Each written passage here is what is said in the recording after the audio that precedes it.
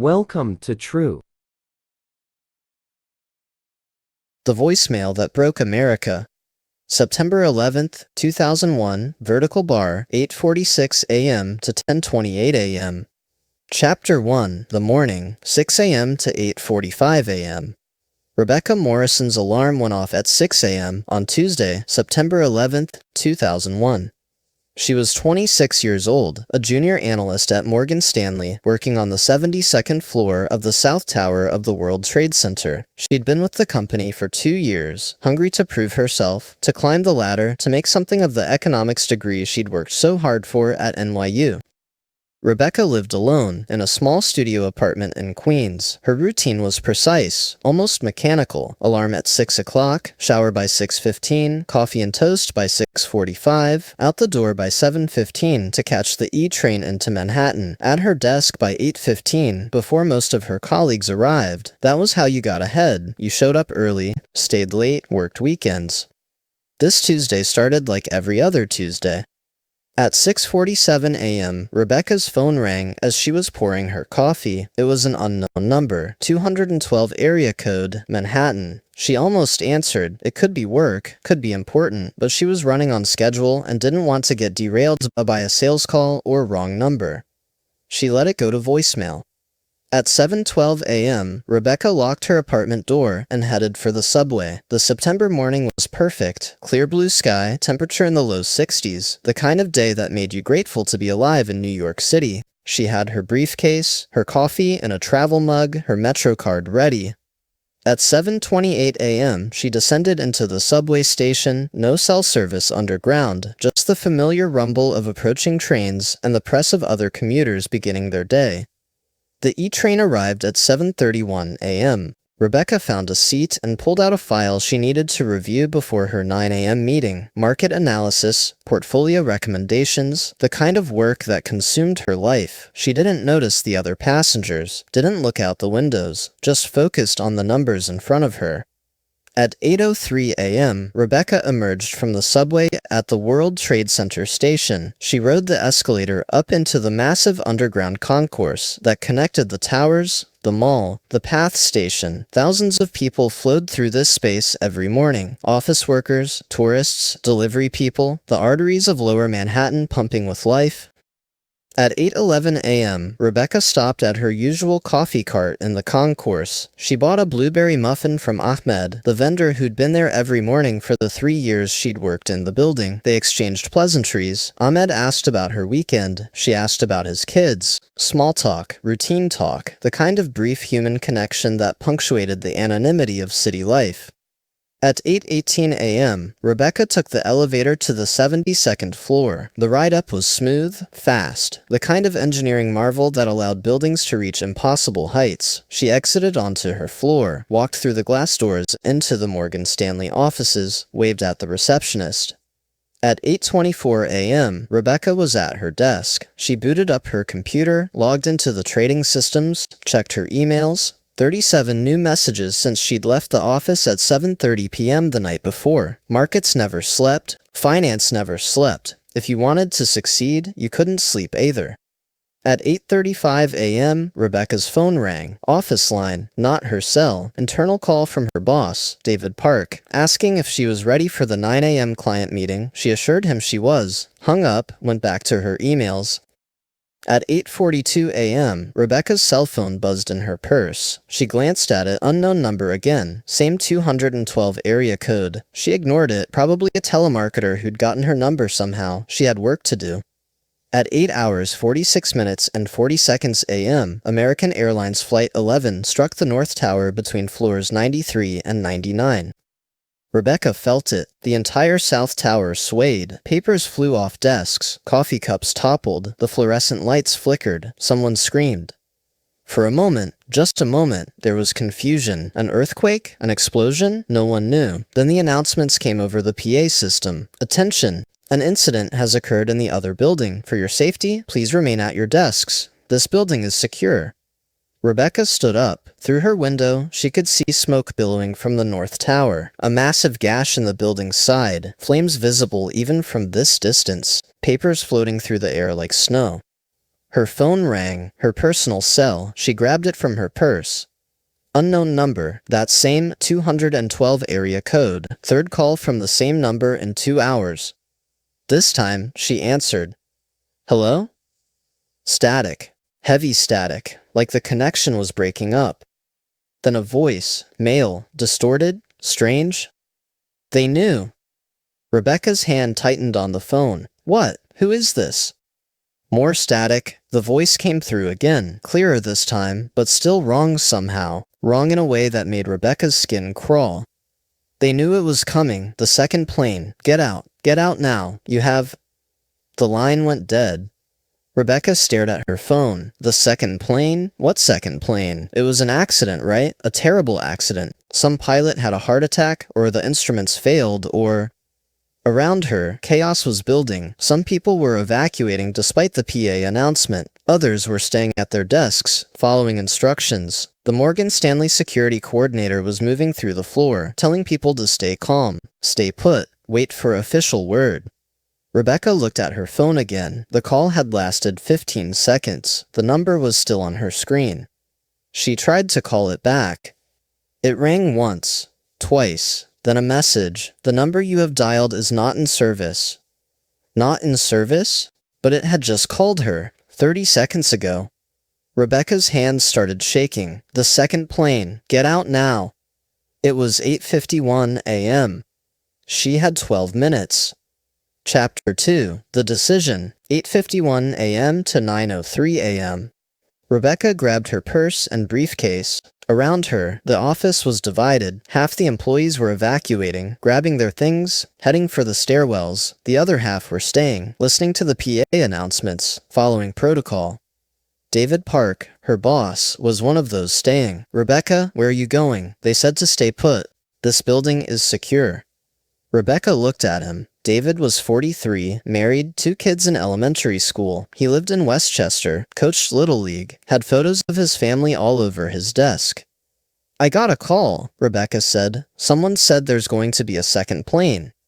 David's expression shifted from concern to something like pity. Rebecca, that's crazy. Who would call you about that? It's probably some sicko taking advantage of the situation. Stay calm. We're safe here. But Rebecca couldn't shake the voice. They knew. The second plane. Get out now. I'm leaving, she said. She turned and walked toward the stairwell. She didn't run, didn't want to cause panic, but she walked fast, purposefully. Other people were doing the same. A steady stream of evacuees heading for the stairs. At 8:54 a.m., Rebecca entered stairwell A. It was already crowded, but moving. People descending in an orderly line, quiet, nervous. The stairwell was narrow, built for routine evacuations, not thousands of people at once. But everyone was calm, following the rules, staying to the right, letting faster people pass on the left. Rebecca was on the 72nd floor, 72 flights of stairs to the ground. She did the math in her head, maybe 20 seconds per floor. That was 24 minutes. She'd be out by 9:18, 9:20 at the latest. The second plane. When was the second plane? At 8:56 a.m., Rebecca passed the 68th floor. The descent was monotonous, step after step after step, her heels clicking on the concrete stairs, the sound of hundreds of other shoes echoing in the stairwell, people breathing heavily, some talking quietly, others silent. A man in front of her was on his cell phone, trying to call his wife. No signal. The stairwell was too insulated.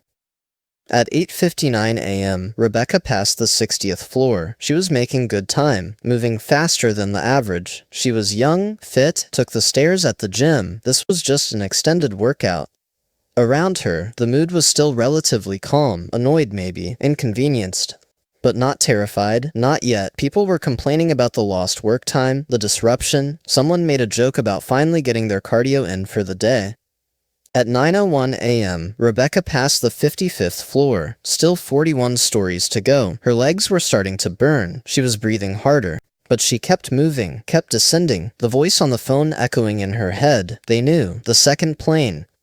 At 9:02 a.m., Rebecca passed the 53rd floor. At 9 hours, 3 minutes, and 11 seconds a.m., United Airlines Flight 175 struck the South Tower between floors 77 and 85. The impact was catastrophic. The entire building shuddered violently. Rebecca was thrown against the stairwell wall. People around her screamed. The lights went out, replaced a second later by emergency lighting that cast everything in an eerie red glow. The building was swaying. Rebecca could feel it moving beneath her feet, could hear the terrible groaning of steel and concrete being torn apart. Above her, maybe 20 floors above her, a plane had just crashed into her building at 500 miles per hour. The stairwell erupted in panic, people pushing, shoving, trying to move faster. Someone fell, others helped them up. The orderly descent became a desperate rush. Rebecca's mind was racing. The voice had been right. The second plane. It had happened. Someone had known. Someone had called her and warned her, and she'd listened. And that was the only reason she wasn't on the 72nd floor right now being consumed by jet fuel and fire. Who was that voice? How did they know? No time to think about it. Just move. Just survive. At 9:05 a.m., Rebecca passed the 48th floor, 5 floors, in 2 minutes. The pace had quickened. People were running now, falling over each other, desperate to get out. At 9:08 a.m., Rebecca passed the 41st floor. Her lungs were burning. Her legs felt like rubber, but she couldn't stop, couldn't slow down. Above her, the building was on fire. People were dying. She had to get out. At 9:12 a.m., Rebecca passed the 33rd floor, 20 floors to go. She could make it. She was going to make it. A woman next to her was crying, struggling to breathe. Rebecca took her arm, helped support her weight. They moved together, two strangers bound by survival, descending through smoke and fear and the terrible knowledge that the world above them was ending. At 9:17 a.m., Rebecca passed the 22nd floor. Her phone had no signal, no way to call for help, no way to tell anyone she was okay, assuming okay meant anything anymore. At 9:23 a.m., Rebecca passed the 12th floor, so close now, she could hear sirens through the walls. Fire trucks, ambulances, the cavalry had arrived, but would it be enough? At 9:28 a.m., Rebecca reached the ground floor. She burst out of the stairwell into the lobby. The beautiful marble space was destroyed, water everywhere, debris, glass, but there was also organization, firefighters directing evacuees, police officers creating paths through the wreckage, EMTs treating the injured. Someone grabbed Rebecca's arm, a firefighter, covered in dust. "Keep moving, out to the street, don't stop." Rebecca ran, out through the destroyed lobby, out through the shattered glass doors, out onto the plaza. The air was thick with smoke and ash. Papers were still falling from the sky, and when Rebecca looked up, she saw the horror. Both towers burning, smoke pouring from massive wounds, flames visible against that perfect blue sky. She'd made it out, 25 minutes from impact to escape, because someone had called her, someone had warned her, someone had known. At 9:31 a.m., Rebecca was on West Street, being pushed back by police officers establishing a perimeter. She was covered in dust, shaking, her mind unable to process what she'd just survived. Her phone buzzed in her hand. New voicemail. From that morning, from 8:52 a.m., when she'd ignored the call because she was at her desk, working, following her routine. With trembling hands, Rebecca pressed play. Chapter 3, The Voicemail, 9:31 a.m. Static, heavy, distorted static. Then the voice, that same voice from the call at 8:46, male, wrong in every way. Rebecca Morrison, 72nd floor, South Tower. You need to hear this. They knew it was coming, not just today, they knew weeks ago. The second plane will hit at 9:03 a.m. Floors 77 through 85. You have 17 minutes from the first impact to get out. Take the stairs, not the elevator. Stairwell A, it survives. Stairwell B does not. Tell no one. If you tell anyone, they'll stop you. They'll make you stay. Just run, and live. A pause, more static. This isn't the only attack. Pentagon at 9:37. Another plane. Pennsylvania, 10:03. It doesn't hit the target. The passengers fight back. 4 planes. 3 targets, 2,977 people. You don't have to be one of them. Another pause. Check your voicemail from this morning. Timestamp 8:52. That's this message. I'm calling you from 9:31, but you're hearing this at 8:52. Time isn't linear, not anymore, not after today. The towers fall. North Tower at 10:28, South Tower at 9:59. You have 13 minutes from impact. Use them. The voice changed, became more human, more desperate. I know this sounds insane. I know you don't understand. But please, Rebecca, please listen. Get out now. And when you do, when you survive, keep this voicemail. Don't delete it. Don't let them take it. This is proof. Proof that someone knew. Proof that it could have been prevented. Proof that time is broken. Static again, then, barely audible. I'm sorry I couldn't save more of you. The voicemail ended. Rebecca stood on West Street, phone pressed to her ear, her entire understanding of reality crumbling. The timestamp on the voicemail was clear, 8:52 a.m., 6 minutes after the first plane hit, 11 minutes before the second plane.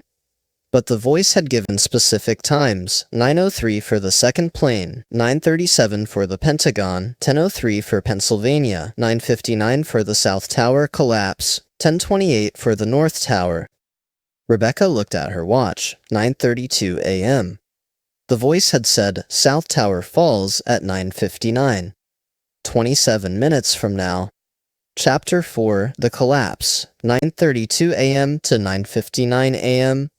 Rebecca ran, not away from the towers, toward them. She had to warn people, had to tell them to evacuate, had to make them understand that they had less than 30 minutes before the South Tower collapsed. A police officer grabbed her. Ma'am, you need to get back. This is a restricted area. You don't understand, Rebecca shouted over the chaos. The building is going to collapse. At 9:59, you have to evacuate everyone. The officer looked at her like she was insane. Ma'am, I need you to step back. You're in shock. Let the EMTs help you. No, Rebecca pulled away. Listen to me. I got a call. Someone warned me. They knew about the second plane and they were right. They said the South Tower collapses at 9:59. You have to believe me. But the officer wasn't listening. He was trying to guide her away, to get her to safety, to remove her from the scene. Rebecca struggled, tried to break free, but more officers appeared. They were calm, professional, treating her like a hysterical victim. Let me go. I have to warn them. There are still people in there. They weren't listening. No one was listening. At 9:37 a.m., as Rebecca sat in the back of an ambulance being examined by paramedics she didn't need, American Airlines Flight 77 struck the Pentagon. The news came over the radio, another attack, Washington, D.C., the Pentagon. The voice had been right again. The paramedic treating Rebecca went pale. Jesus Christ, we're at war. Rebecca grabbed the paramedic's arm. It's not over. There's another plane, Pennsylvania, 10:03, and the South Tower is going to collapse. At 9:59, you have to evacuate. You have to get everyone away from the towers. The paramedic pulled back. How do you know this? Someone called me, warned me. They've been right about everything else. But even as she said it, Rebecca knew how insane it sounded. A mysterious call predicting terrorist attacks. Times down to the minute, the towers collapsing. It was impossible, crazy, and yet it was happening exactly as the voice had said. At 9:45 a.m., Rebecca managed to break away from the ambulance. She ran toward the command posts that had been established several blocks from the towers. She had to reach someone in authority, someone who would listen, someone who could order an evacuation. But the scene was chaos. Hundreds of firefighters staging rescue operations, police trying to control crowds, emergency vehicles everywhere, everyone focused on getting people out, treating the injured, fighting the fires. No one had time to listen to a hysterical woman claiming the buildings were going to collapse. At 9:52 a.m., Rebecca stood on West Street, watching the South Tower burn, knowing with absolute certainty that in 7 minutes it was going to fall. Firefighters were inside, emergency workers, people who'd run toward danger to help others, and they were all going to die because no one would listen to her. She pulled out her phone, tried to call 911. The lines were overwhelmed. Tried to call the FDNY. Same thing. She had information that could save lives, and no way to communicate it to anyone who mattered.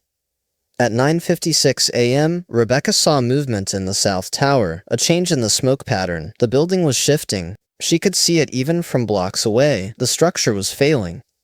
3 minutes. She started screaming, pointing at the tower. "It's coming down! Everyone get back! The building is coming down!" People around her looked up. Some started moving away. Others thought she was crazy. Emergency workers ignored her. They had jobs to do, people to save, no time for panic. At 9:58 a.m., the South Tower groaned, a sound like nothing Rebecca had ever heard. Metal and concrete tearing, the top of the building tilting, smoke and debris starting to fall. "Run!" someone screamed. Not Rebecca this time, a firefighter who'd seen what was happening. "The building's coming down! Run!" At 9 hours 59 minutes and 0 seconds a.m., the South Tower collapsed. 110 stories pancaking in on themselves, a thunderous roar that drowned out everything else. A massive dust cloud racing through the streets like a pyroclastic flow, thousands of tons of steel and concrete reduced to rubble in 10 seconds. Rebecca ran. Everyone ran. The cloud consumed West Street, consumed everything, turned day into night. Rebecca couldn't see, couldn't breathe, couldn't hear anything except the roar of destruction. She stumbled, fell, scrambled back up, kept running. The cloud was faster than any human could run. It caught her, engulfed her, filled her lungs with toxic dust. Rebecca pressed her shirt over her mouth and nose, squeezed her eyes shut, felt debris pelt her back. The cloud was so thick she couldn't tell which direction was which. She just kept moving, kept pushing forward, hoping she was going north, away from the collapse site. After what felt like hours but was probably 30 seconds, the worst of the cloud passed. Rebecca opened her eyes to a gray wasteland. Every surface covered in inches of dust, cars buried, people stumbling around like zombies. And behind her, where the South Tower had stood, nothing, just empty space filled with smoke. The voice had been right. 9:59 a.m. exactly. Chapter 5. The Second Collapse. 10 a.m. to 10:28 a.m. Rebecca was covered in gray dust. She looked like a ghost. Everyone around her looked like ghosts. People were crying, screaming, wandering in shock. The scope of what had just happened was too massive to comprehend. The South Tower was gone. Simply gone. One of the tallest buildings in the world erased in 10 seconds. And everyone who'd been inside, firefighters, office workers, emergency personnel, anyone who hadn't made it out, they were gone too. Rebecca's phone was still in her hand, covered in dust, but somehow still working. She looked at the screen, 10:04 a.m. The voice had said something about Pennsylvania. Another plane at 10:03, a fourth attack that didn't hit its target because the passengers fought back. Rebecca tried to pull up news on her phone. No signal. The cell towers were overwhelmed or damaged or both. She needed to find a TV, a radio, something to confirm what was happening. Around her, emergency workers were regrouping. The focus had shifted to the North Tower now. It was still standing, still burning, still full of people trying to escape. Firefighters were planning new rescue efforts, setting up staging areas further from the building. Rebecca approached a police officer. "The North Tower is going to collapse too, at 10:28. The officer looked at her with a mixture of annoyance and pity. "Ma'am, I need you to evacuate the area. Head north. Get yourself to safety." "Please," Rebecca begged. "I know how this sounds, but someone warned me. They told me the South Tower would fall at 9:59, and it did. They said the North Tower falls at 10:28. You have 24 minutes to get everyone out." The officer's expression hardened. "Ma'am, if you don't leave this area right now, I will have you forcibly removed. We are dealing with an unprecedented disaster. I don't have time for this." Rebecca wanted to scream, wanted to grab him and shake him and make him understand, but she could see it in his eyes. He thought she was just another victim in shock, traumatized, saying crazy things. He wasn't going to listen. At 10:08 a.m., Rebecca found a fire truck with a radio. She could hear the dispatcher coordinating rescue efforts, reports coming in from inside the North Tower, firefighters on the upper floors, trying to reach trapped civilians, structural engineers assessing the damage, no one talking about evacuation, no one preparing for the possibility of collapse. 20 minutes left. Rebecca thought about calling someone, her parents in Ohio, her brother in California, someone to say goodbye in case she didn't make it, but what would she say? "I survived, but I have knowledge of the future from a mysterious phone call, and now I'm trying to save people from a building that's going to collapse in 20 minutes, and no one will listen to me?" At 10:15 a.m., Rebecca made a decision. If she couldn't save everyone, she'd save someone. She looked around for people still in the danger zone, emergency workers, journalists, civilians who hadn't evacuated far enough. She started grabbing people. You need to move back, further from the tower, it's going to collapse. Some listened, most didn't, but a few, a photographer from the New York Times, 2 paramedics, a businessman who had been watching from the street, they followed her. They moved north, putting more distance between themselves and the North Tower. At 10:20 a.m., the groaning started. That same terrible sound from the South Tower, metal failing, structure compromising, the North Tower was dying. 8 minutes early? No, Rebecca's watch said 10:20. Had she remembered the time wrong? Then she realized. The voice had said 10 hours 28 minutes and 22 seconds, not 10:20. She still had 8 minutes. At 10:25 a.m., the emergency workers began a full retreat from the North Tower. Finally, someone in command had made the decision. The building was too unstable. Everyone out, now? Rebecca watched firefighters emerging from the tower, running, not the controlled evacuation of before, full sprint, because they could feel it. The building was going to fall. At 10:28 a.m., Rebecca was 4 blocks north of the tower, standing on West Street with the small group she'd managed to save, watching the North Tower burn. At 10 hours 28 minutes and 22 seconds a.m., Rebecca would later verify the exact time from multiple sources. The North Tower collapsed. The same terrible pancaking, the same massive dust cloud, the same thunderous roar. 110 stories of steel and concrete falling into their own footprint, consuming everything and everyone nearby. The dust cloud raced north. Rebecca and her group ran. Again the darkness, again the choking dust, again the terror. But this time, they'd been far enough away. The cloud was thinner here. They could breathe. They could see. When it settled, Rebecca turned around. Both towers were gone. The twin towers that had defined the Manhattan skyline for 30 years had been erased in 29 minutes. Ground Zero. Chapter 6, the afternoon, 11 a.m. to 6 p.m. The rest of September 11th passed in a blur.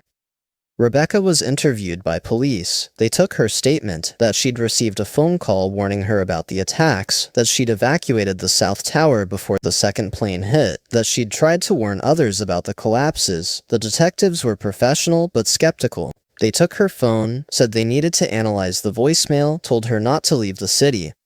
At 1:30 p.m., Rebecca was in a police station in Midtown, wrapped in a blanket someone had given her, watching the news on a TV in the corner. The reports were overwhelming. Both towers collapsed. Pentagon hit. 4th plane crashed in Pennsylvania. The passengers had fought back, stopped the plane from reaching its target, just like the voice had said. 2,977 dead. That's what the voice had predicted. The early estimates were already close to that number. At 4 p.m., an FBI agent arrived. Agent Marcus Webb, mid-40s, graying hair, eyes that had seen too much. He sat down across from Rebecca in the interview room.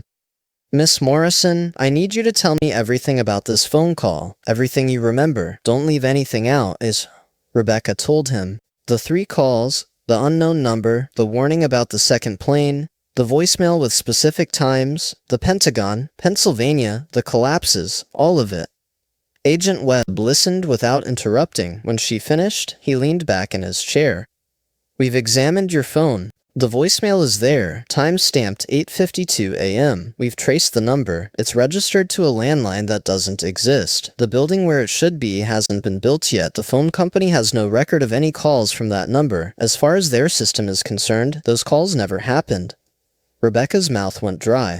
"But they did happen. You can hear the voicemail. I answered the 3rd call. I talked to whoever it was." "I know." Agent Webb pulled out a small recording device. "We've analyzed the audio. The voice is unusual. Computer analysis can't determine if it's human. The background static contains frequencies that shouldn't exist in a normal phone call. And the information in the voicemail, it's accurate, down to the minute." He looked at Rebecca intently. "Miss Morrison, I'm going to ask you something, and I need you to be completely honest. Is there any possibility that you were involved in planning these attacks? That someone on the inside fed you this information?" Rebecca's head spun. What? No, I'm a victim. I nearly died in that building. But you didn't die. You evacuated before the second plane hit because someone warned you. Someone who had specific, detailed knowledge of all 4 attacks. Someone who knew the exact time the towers would collapse. That kind of information, it's not something an outside party would have. It's operational intelligence. I don't know who called me. Rebecca's voice rose. I don't know how they knew. I'm trying to help you figure that out. Agent Webb studied her face for a long moment. Then he nodded. I believe you, but you have to understand, this voicemail is now evidence in the largest criminal investigation in American history. We need to keep your phone. We need to analyze everything, and we need you to not talk about this with anyone. No press, no family, no one. Do you understand? Rebecca nodded numbly. Good. Agent Webb stood up. Someone will take you home. Don't leave the city. We'll be in touch. At 6:47 p.m., 12 hours after the first mysterious call, Rebecca was finally allowed to go home. A police car drove her to Queens. Her apartment building was covered in dust from the collapse. Her neighbors were outside, crying, hugging, sharing stories of where they'd been when it happened. Rebecca went inside, locked her door, sat on her couch in the darkness. She'd survived. She'd gotten out of the South Tower with minutes to spare because a voice from nowhere had warned her. But David Park hadn't. He'd stayed at his desk, trusted the PA announcements, and now he was gone, along with 63 other Morgan Stanley employees from her floor, along with hundreds of firefighters and police officers, and Port Authority workers and civilians. 2,977 people dead, just like the voice had predicted. Who was that voice? How did they know? And why had they called her? Chapter 7. The Investigation. September 12th to October 1st. The FBI kept Rebecca's phone for 3 weeks. During that time, she was interviewed 17 times by various agents. They asked the same questions over and over, looking for inconsistencies, trying to determine if she was a conspirator or a victim. They analyzed her bank records, her email, her phone records going back years. They interviewed her family, her friends, her co-workers. They were thorough to the point of harassment. But they found nothing. No connections to terrorist organizations, no suspicious payments, no evidence she'd had any foreknowledge of the attacks beyond the mysterious phone calls. On October 1st, Agent Webb returned her phone. "We've made copies of everything," he said, as he handed it to her in the same police station where they'd first met. "The voicemail is, we don't know what to make of it. We've had linguists analyze the voice, audio engineers examine the static, computer scientists try to trace the call. Nothing makes sense." "What do you mean?" Rebecca asked. Agent Webb hesitated. "The call came from a phone that doesn't exist, from a number that isn't in service, from a location that isn't possible, at a time that, according to our best analysis, may not have actually occurred in the timeline we're familiar with." Rebecca stared at him. "Are you saying it's a prank? Someone faking the timestamp?" "No, the timestamp is real. Your phone's internal clock recorded it accurately. The cell towers logged the calls, but the origin point— Miss Morrison, the technical team's best theory is that these calls originated from a device that somehow exists outside normal space-time. They think it's either the most sophisticated hoax in history or something we fundamentally don't understand about physics." "That's insane." "Yes," Agent Webb met her eyes. "But so is receiving a phone call that accurately predicts 4 terrorist attacks down to the minute. So is someone knowing the exact time both towers would collapse before they'd even been hit. So is a voice saying, 'Time isn't linear, not anymore,' and being right." He pulled out a folder. "We've identified 17 other people who received similar calls that morning. Some got warnings, some got information. None of them had time to do anything with it. You were the only one who acted on the warning in time to save yourself." 17 others? Rebecca's mind reeled. Who were they? Stock traders who got warnings about the market crash, a fire chief who got details about structural failures, a pilot who got information about the hijackings, all from unknown numbers, all with information that couldn't have been known at the time, and all from phones that, according to every database we have, don't exist. Agent Webb closed the folder. This stays classified. The official story is that you evacuated during the general evacuation after the first plane hit. The voicemail is buried in a classified file that maybe 10 people in the government know about. We can't let this become public. Do you understand why? Rebecca understood. If people knew there had been warnings, accurate predictions, phone calls with detailed information about the attacks, the conspiracy theories would never end. The panic, the accusations, better to bury it.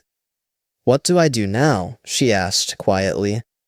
Live your life. Try to move on, and if you ever receive another call from that number, Agent Webb handed her a card with a direct line. Call me immediately. Chapter 8. The Memorial. September 11th, 2002. 1 year later, Rebecca stood at the temporary memorial in Lower Manhattan, where the Twin Towers had stood. She'd left Morgan Stanley, couldn't go back to finance, couldn't stomach the idea of working in another skyscraper. She was teaching now, economics at a community college in Queens. Smaller classrooms, ground floor, no elevators required. The memorial was a simple affair, 2 massive spotlights shooting beams of light into the night sky where the towers had been. Thousands of people gathered to remember, to mourn, to try to make sense of something that would never make sense. Rebecca had brought flowers. She placed them at the edge of the memorial site with thousands of others, a small card attached. For David Park and all those we lost, you are not forgotten. As she stood there in the September evening, her phone rang. Unknown number, 212 area code. Rebecca's heart stopped. Her hands shook as she looked at the screen. It couldn't be. Not again. Not after a year of silence. She answered. Hello? Static. That familiar, horrible static. Then the voice. Different this time. Female. Young. Terrified. Miss Morrison, my name is... It doesn't matter. I'm calling from September 11th, 2025. 23 years from now. I know you received calls in 2001. I know you survived. I need you to listen very carefully. Rebecca's legs nearly gave out. How is this possible? The towers. They're a wound in time. The collapse created... We don't fully understand it, but every year on September 11th, the barrier thins. Some of us can make calls backward, to that day, to save people. We tried to save as many as we could in 2001, but there was so little time, so few of us who understood how to use it. Who are you? I'm a physicist. I study temporal anomalies. The September 11th event created one of the largest, and I'm calling to warn you, it's going to happen again.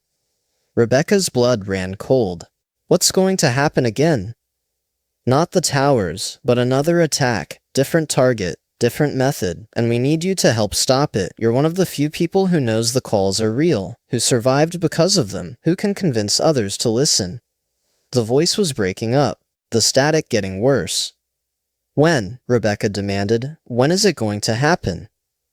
March 11th, 2004, Madrid. Train bombings, 193 dead. Then July 7th, 2005, London. Underground bombings, 52 dead. Then... The static overwhelmed the voice. Rebecca pressed the phone hard against her ear. Hello? Hello? Can't hold the connection. Call you again. Must prepare. Time is... The line went dead. Rebecca stood in the memorial crowd, phone in her trembling hand, surrounded by people mourning the past while she'd just received a warning about the future. She pulled out Agent Webb's card. He had told her to call if she ever received another message. This was beyond her now, beyond anything she could handle alone. Chapter 9. The Pattern, 2002 to 2011. Over the next 9 years, Rebecca received 43 calls. Each one came on September 11th, always in the evening, always near Ground Zero. Each one warned of future attacks, disasters, events that could be prevented. Each one came from a different voice. Physicists, survivors, people who claimed to be calling from years or decades in the future. Agent Webb became her handler. Together, they tried to use the information to prevent attacks. Sometimes they succeeded. A tip about Madrid led to increased security that possibly disrupted secondary plans. A warning about London helped emergency services respond faster. But mostly, they failed. The information was too vague, came too late, or couldn't be acted on without revealing its impossible source. How do you tell the Spanish government to heighten security on a specific date based on a phone call from the future? They'd think you were insane or complicit. Rebecca became an unofficial consultant to a classified government project studying the temporal anomaly at Ground Zero. Scientists confirmed it. Something about the collapse, the energy released, the deaths, had created a tear in space-time. Every September 11th, that tear opened slightly, and people from the future were using it to send information back. But there were rules. Limitations. The calls could only come through on the anniversary. They could only last a few minutes before the connection degraded, and they could only reach people who had been directly affected by 9/11s, survivors, first responders, family members of victims. Rebecca was one of the primary receivers because she'd survived due to a warning. She was already entangled in the temporal loop. In 2011, on the 10th anniversary, Rebecca received the longest call yet, 23 minutes. The voice identified herself as Dr. Sarah Chen, a name that made Rebecca's stomach drop. Sarah Chen, SC, her own initials, but inverted. Was she talking to herself from the future? A relative? A coincidence? The anomaly is collapsing, Dr. Chen said. Each year, it gets weaker. By 2025, we estimate it will close completely. This might be one of the last chances we have to send information back, so I need you to remember everything I'm about to tell you. For 23 minutes, Dr. Chen described events, natural disasters, political upheavals, technological breakthroughs, pandemics, wars. She gave dates, locations, names, more information than Rebecca could possibly remember. Write it down, Dr. Chen urged. Write everything. Even if you can't stop these events, the information needs to exist. Someone needs to know that time can be changed, that the future isn't fixed, that we have the power to alter our fate. But we haven't changed anything, Rebecca protested. 9/11 still happened. Madrid still happened. London still... You saved yourself, Doctor, Chen interrupted. And 63 other people who worked on your floor survived because you convinced them to evacuate early. Your voice carries weight now. People listen to you. Use that. Save who you can. Document everything else. The call ended at exactly midnight. September 11th became September 12th, and the connection was lost. Rebecca spent the next year writing everything down, creating documents, building a database of predicted events. Some came true, others didn't. The future was malleable, it seemed, not fixed, capable of being changed. But the calls were getting weaker, shorter, harder to understand. By 2015, they were just static with occasional words breaking through. By 2019, they'd stopped altogether. The anomaly was closing, time was healing itself, the wound in reality was sealing. Rebecca thought she'd received her last call from the future. She was wrong. Chapter 10, The Final Call. September 11th, 2021. 20 years after the attacks, Rebecca returned to Ground Zero for the memorial ceremony. She was 52 now, teaching full-time, married to a kind man who knew about the calls, but didn't fully understand them. No children. She'd never felt right bringing life into a world where she knew too much about death. The memorial pools were beautiful. Two massive voids where the towers had stood, waterfalls cascading into darkness, the names of the dead inscribed around the edges, peaceful, respectful, a proper tribute. Rebecca found David Park's name, ran her fingers over the engraved letters. 20 years gone, but she still remembered his face, his voice, his family photos on his desk. At 8:46 p.m., the exact time of the first impact, just 12 hours shifted, Rebecca's phone rang. She knew before she looked at the screen. Unknown number, but this time, no area code, just a string of numbers that didn't make sense. She answered. "Hello, Rebecca?" The voice was old, tired, but familiar in a way that made Rebecca's breath catch. "Who is this?" "It's me. It's you. I'm calling from 2051. I'm 82 years old, and this is the last call. The anomaly closes tonight, forever. After this, the past and future will be sealed off from each other, so I need to tell you what you need to know." Rebecca sat down on a bench, her legs weak. "I'm talking to myself?" "You're talking to who you'll become if you make the right choices. I survived. You'll survive. 30 more years. But those years, They matter. What you do with the information you've gathered matters. I tried to help, Rebecca said, tears in her eyes. I tried to warn people, but nobody listens. Nobody believes. Some listened. You saved 17 people directly. Your warnings prevented 2 smaller attacks. Your documentation helped researchers understand the anomaly. That matters. You mattered. But 9/11 still happened. I couldn't stop it. You couldn't save everyone. No one could. The first call you received, the one that saved you, it came from me, from 2051. I'm the one who called you in 2001. I used the anomaly to reach back and save my younger self. Save you, save us. Rebecca's mind reeled. But that means... It's a loop. I survived because I warned myself, and I'm warning you because I survived. There's no beginning or end, just the loop, the eternal return. September 11th happening over and over across time, with different people trying to save different versions of themselves. How many loops? I don't know. Dozens? Hundreds? Maybe infinite. Each one slightly different. In some loops the towers never fell, in others the whole city was destroyed. We exist in a middle path, a timeline where enough people were saved to matter, but enough died to change the world. The old voice paused. Rebecca could hear breathing, shaky and labored. I don't have much time. The connection is failing, so listen carefully. In 2025, there will be another anomaly, different location, different event, and someone will try to call back to warn people. You need to help them. You're one of the few who understands how this works. How to convince people, how to use information from the future without being dismissed as insane. What happens in 2025? Static, the connection degrading. Can't say, change too much, but watch for September, not the 11th, different day. What day? Rebecca shouted into the phone. 23, remember? 23. The line went dead. Rebecca sat on the bench, staring at her phone. September 23rd, 2025, or 2023, or just the number 23 as a clue. Around her, the memorial ceremony continued. Families reading names, bells tolling, moments of silence marking when the planes hit, when the towers fell.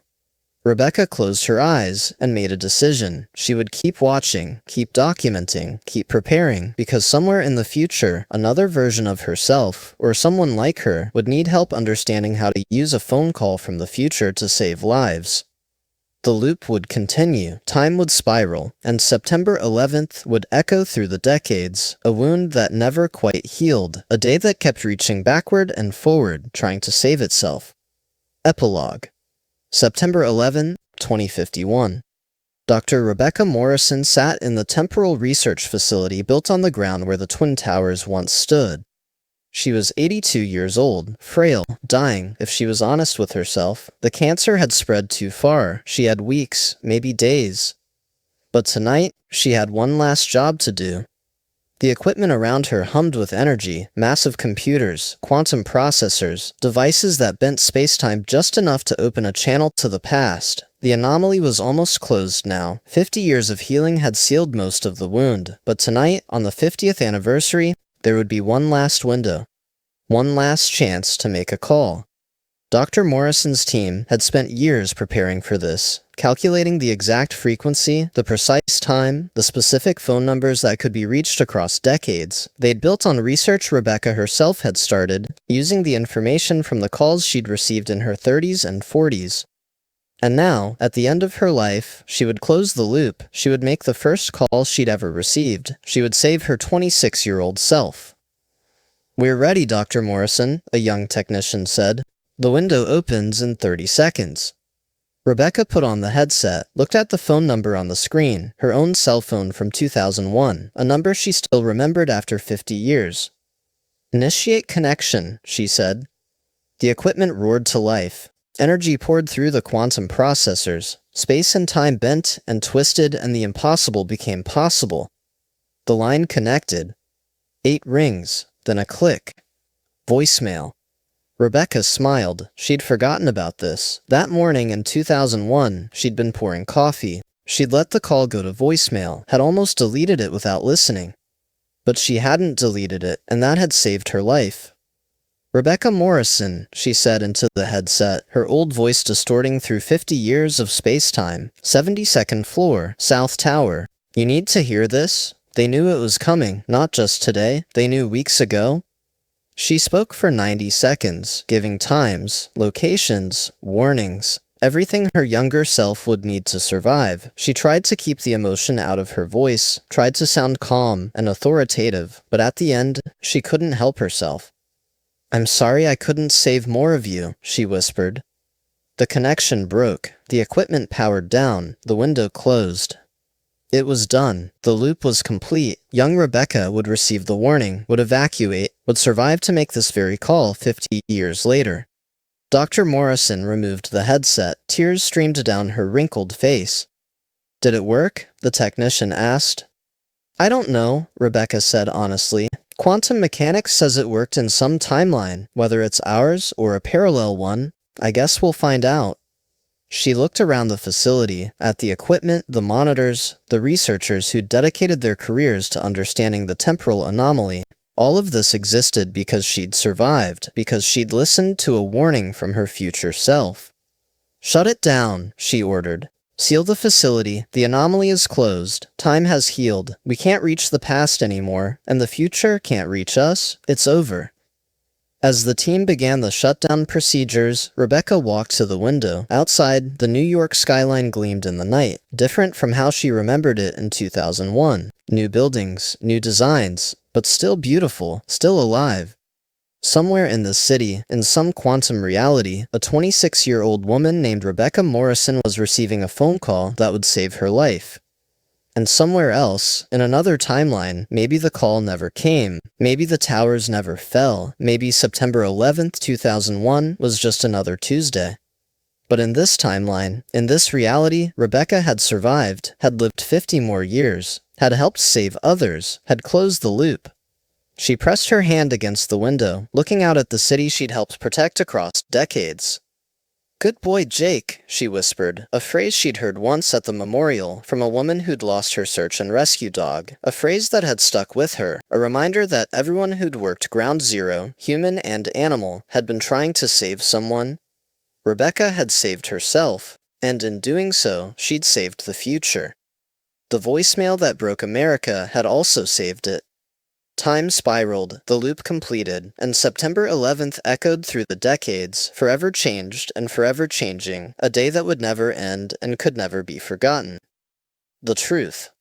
The voicemail was never released to the public. It remains in a classified government file, labeled Temporal Anomaly 9/11ths, Evidence File 1. Rebecca Morrison's story was never told. She lived her life quietly, teaching, researching, helping when she could.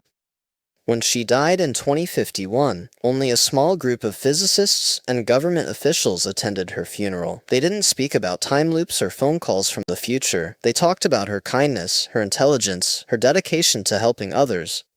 But they knew the truth. They'd heard the recordings. They'd seen the evidence. On September 11th, 2001, someone called Rebecca Morrison from the future and saved her life. And 50 years later, that someone was her. Time isn't linear, not anymore, not after September 11th.